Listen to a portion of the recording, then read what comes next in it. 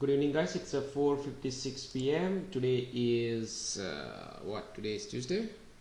Tuesday, yes, May 17th, 2022. So let me walk you through the pre-market notes. Hold on. So this was yesterday's closing remark, right? So just note down these things, right? So tomorrow we may look for shorts, assuming overnight price stays below 300 in NQ, which is 12,300, and ES below 4024. Then we look for shorting. Otherwise, we have to reevaluate this idea after seeing the overnight price action, right? So overnight price stayed above this and this, right? So at least we know we're not supposed to short, right? We have to reevaluate the condition, right? So you have to remember these things. Then today Powell was scheduled to talk around 2 p.m., right? So, and several other Fed speakers were talking after 12:30, right? So at least you know, and this is the OPEX week. So combining all these things, so this, right? This and this and this, right? Most likely price is not going to make significant move before 2 p.m. After Powell's speech, yes, it can make a move, but before that chances are slim. But the day is not going to be like yesterday, choppy. It will make a move before 12 or 2, but not sustainable move. Yes, it will move, it will give you few points better than yesterday. It is not going to do ping pong in a range, but it will move, but it will not keep a sustainable move. So let's say if it's going down, down, down, down, right? It is not going to produce a trend down day, unlikely, until before Powell's speech, So that's a bigger idea. Okay, so that means both sides will be active, right?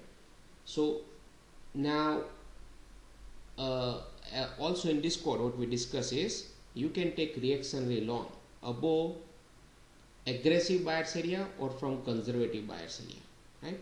So since the price action is it is staged up such a way, right, between two balances now.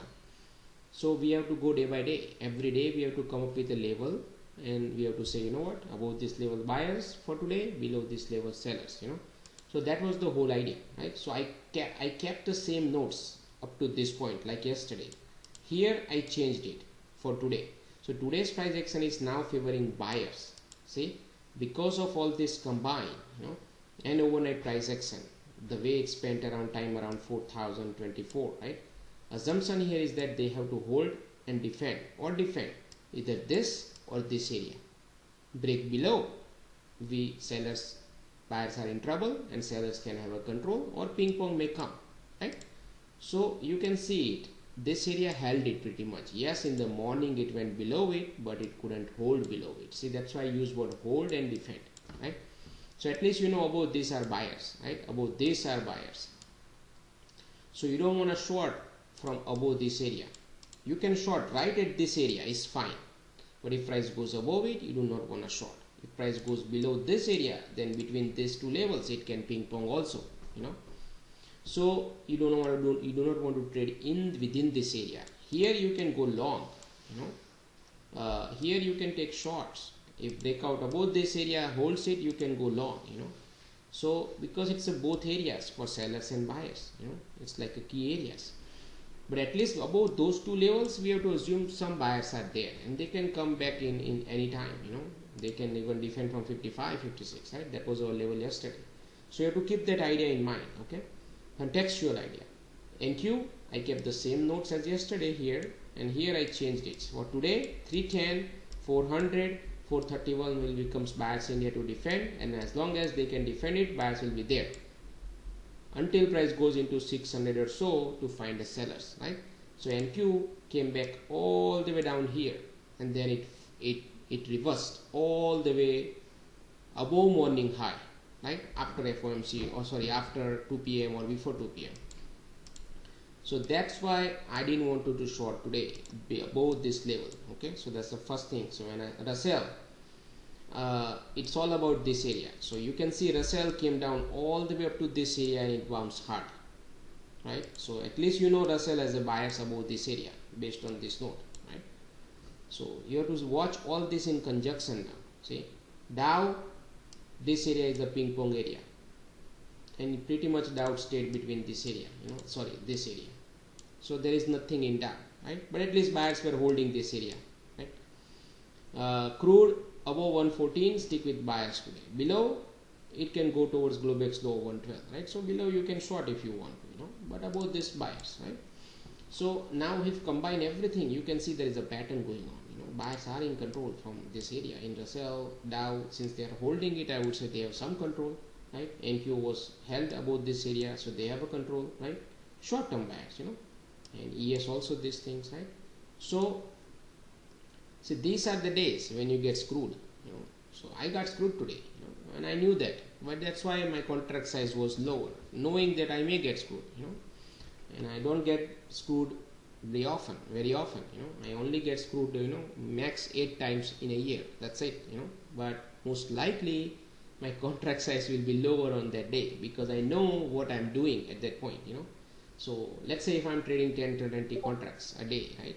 But when I know there is not a clear direction, price is stuck between both short term, mid term, something else is going on, the OPEX weeks, I reduce my contract size to 1. Simply, 1 or 2. So if it goes against me, I take a loss.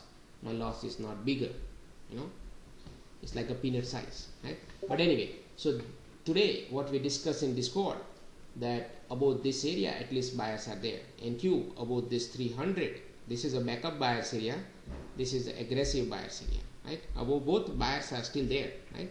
So that's why I didn't take any shorts.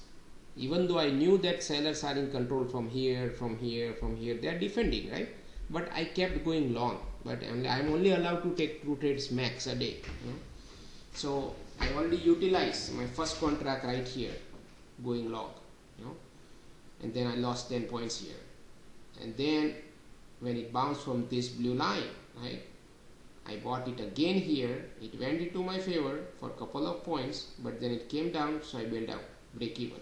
So I was netted 10-point loss here on those 2 longs, right? Still I went long another third long right here, just third contract. So 1 contract here, good loss, 1 contract here, break even, third one I went long here. Why, right? The question is why here, or while going long knowing this price is doing step down, right? It is against these things. So because I was not trusting this price action. If you look at in my Discord, right, in our Discord, I already typed it that I don't trust this move.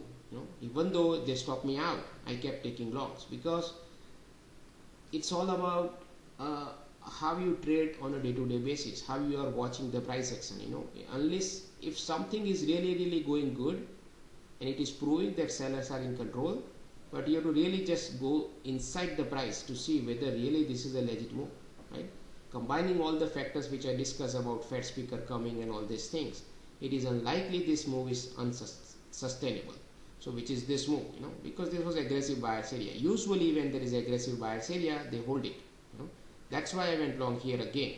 I over-traded it, right? Because it was my third contract here. And this one, while putting this contract, I decided I'm not going to bail out even though price goes against me.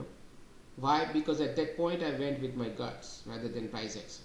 Because price action can easily fool you on some days, right? But then you can't just trade based on guts. I'm just telling you, you can't. But unless you know what you are doing exactly, because I went through so many years of price action, I watched price action 12 hours a day consistently across the board for last 20 years. So I know what kind of day is going to develop or going to become end of the day, where price is going to close. All these things I have ideas, and 90% of the time, I'm right. And you can see these things. I held this damn thing, one contract I held it. This third one I didn't bail out. I put my stop here, so exit here, because I didn't want to manage it later on, right? So but chances are, looking at this was a fake move. looking at this, even though it was, yes, stepping down, it was a fake move. The way it not supposed to do these things, the way it opened up and all these things. But yes, there will be a sellers here. That was we discussed in Discord also, that of the open there is a 50% chance. One person can short here at 69, other can go long also. One will work out, 50-50 probability, because the way it opened, it was favoring both sides, shorts and long, right? So in this case, shorts won the match, right? But since we were watching these things, price was still holding about this area. That's why I didn't take a short, right? Longs, I waited for this area, final area in ES. That's why I went long here. ES, I did not take trade here. NQ being NQ, it always bounces, right, back and forth. So NQ, I take 3 trades, right? But ES, I only took 1 trade, right? And then when it broke down, this was the extreme. That means it was something definitely off. Now most likely it's gonna go back here, mostly chances are there, right? But then if it goes here, it most likely is like open drive down, balance breakdown, trend down day situation. And the question is it going to develop into a trend day today, considering all the factors which we discussed in the pre-market just a few minutes ago, right? That is the question. It's always comes with the risk, right? But then I held, it's a one contract, right? So I held it, this one and this one, both of them. And then this one I had an auto stop right here, so when it got, and then I went outside, and then it came down here, while I was here, it came down here, so I still held it, this one I did not manage it. I was supposed to manage these things, but then so I said, what, it's already went too much down, and it was not supposed to do this way, so I held it, and then it went into my favor, right, while I was out. But anyway, my stop was here, right? So it bailed out, right? So I got like 30 some points here. So it basically covered the loss for these things, net 20 point profit, right? This one, I thought I had a stop loss here, but it was not, so but hold on, let me show you. So I thought I had a stop loss there, but it was not there, right? So this is the trade, this 46 entry right here, right? And now it is in a profitable situation, right? And I didn't even cut it. So anyway, I'm gonna let it run. Anyway, who cares? It's a one contract. So right here, because there is a chance it will go to 4100. That's where I'm going to bail out.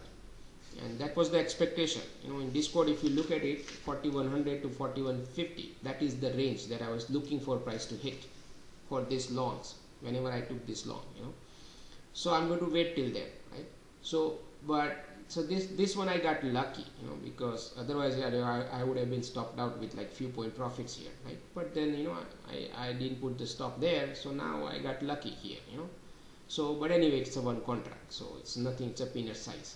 But the whole idea is at the end, look at this, despite Fed speaker talking, it went higher, right?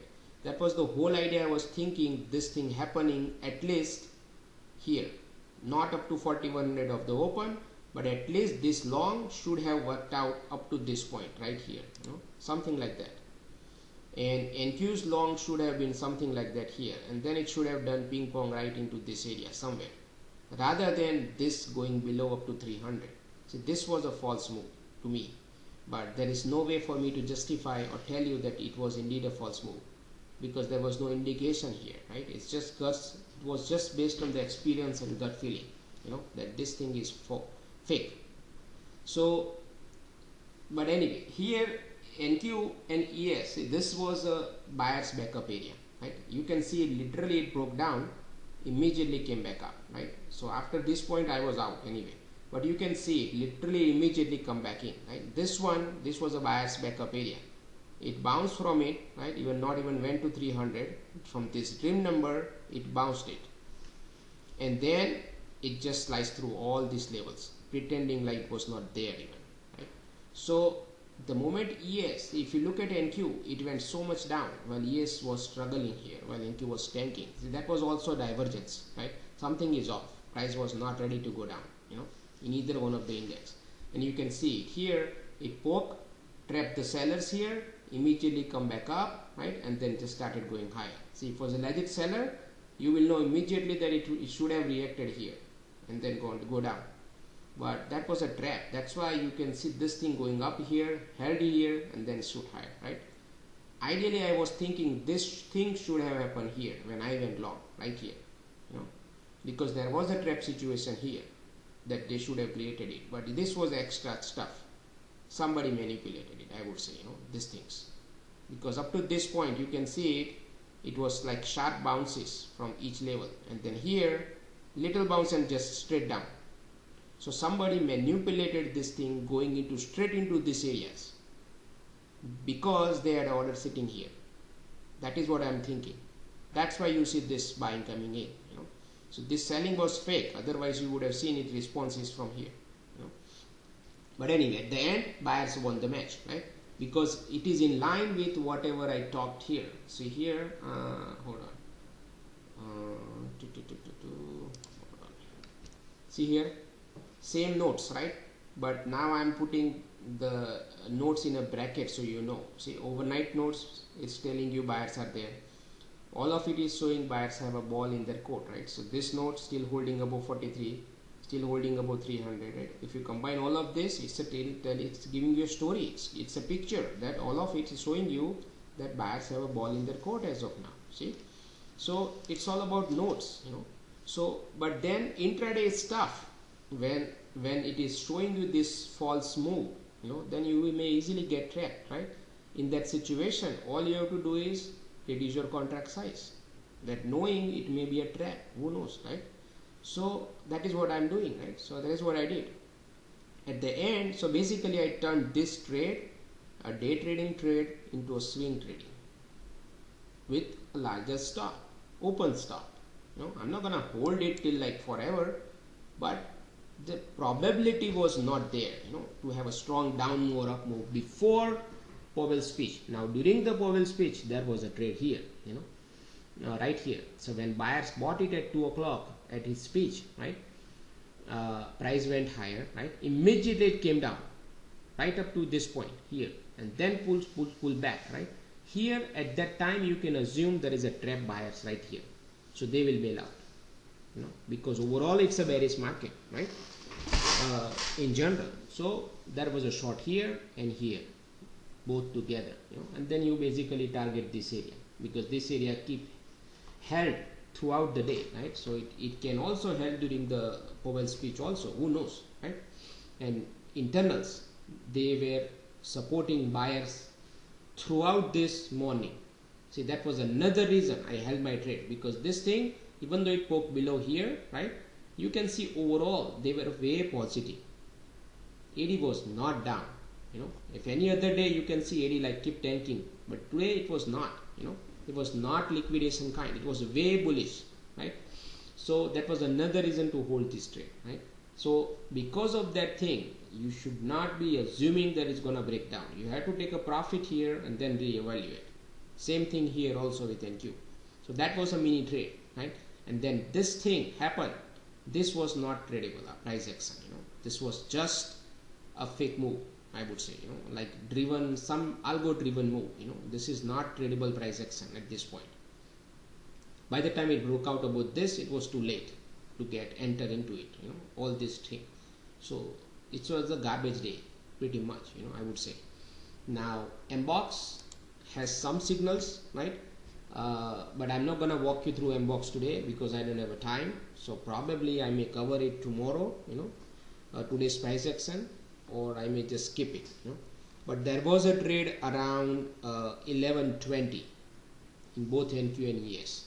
Just watch that thing in MBOX and you will see, you will figure out, it was an exhaustion setup based on histogram divergence and exhaustion setup around 11:20 or so.